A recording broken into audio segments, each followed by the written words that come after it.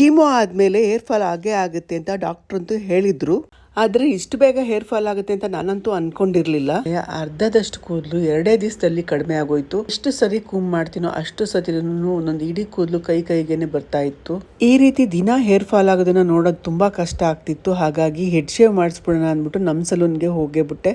ಈ ಮುಂಚೆ ಎಷ್ಟೋ ಜನ ಕ್ಯಾನ್ಸರ್ ಪೇಷಂಟ್ಗಳು ಬಂದು ನಮ್ಮ ಸಲೂನಲ್ಲಿ ಹೆಡ್ ಶೇವ್ ಮಾಡಿಸ್ಕೊಂಡು ಹೋಗೋದನ್ನ ನೋಡಿ ನಾನು ತುಂಬಾನೇ ದುಃಖ ಪಟ್ಟಿದ್ದೀನಿ. ಇಂಥ ಒಂದು ದಿನ ನನಗೂ ಕೂಡ ಬರುತ್ತೆ ಅಂತ ನಾನು ಯಾವತ್ತೂ ಎಣಿಸಿರ್ಲಿಲ್ಲ. ಯಾಕೆಂದ್ರೆ ನನ್ನ ಫುಡ್ ಹ್ಯಾಬಿಟ್ ಇರ್ಬೋದು, ಡೈಲಿ ರುಟೀನ್ ಇರ್ಬೋದು, ಎಲ್ಲಾನು ತುಂಬಾನೇ ಕರೆಕ್ಟ್ ಆಗಿತ್ತು. ಇಷ್ಟೆಲ್ಲ ಕರೆಕ್ಟ್ ಆಗಿದ್ರು ಈ ಕಾಯಿಲೆ ನನಗೇನಕ್ಕೆ ಬಂತು ಅಂತ ಒಂದೊಂದ್ಸತಿ ಯೋಚನೆ ಮಾಡಿದಾಗ ಬೇಜಾರಾಗ್ತಿತ್ತು. ನಾನು ಕೂಡ ತುಂಬ ಧೈರ್ಯ ತಗೊಂಡು ಹೆಡ್ ಶೇವ್ ಮಾಡಿಸೋದಕ್ಕೆ ಕೂತ್ಕೊಂಡಿದ್ದೆ. ಎಷ್ಟೇ ಧೈರ್ಯ ಅಂತಂದಿದ್ರು, ಎಷ್ಟೇ ಗಟ್ಟಿ ಅಂದರೂ ಕೂಡ ಮಿರರ್ ನೋಡ್ತಾ ನನ್ನನ್ನು ನೋಡಿ ನನಗೆ ತುಂಬ ದುಃಖ ಆಯಿತು.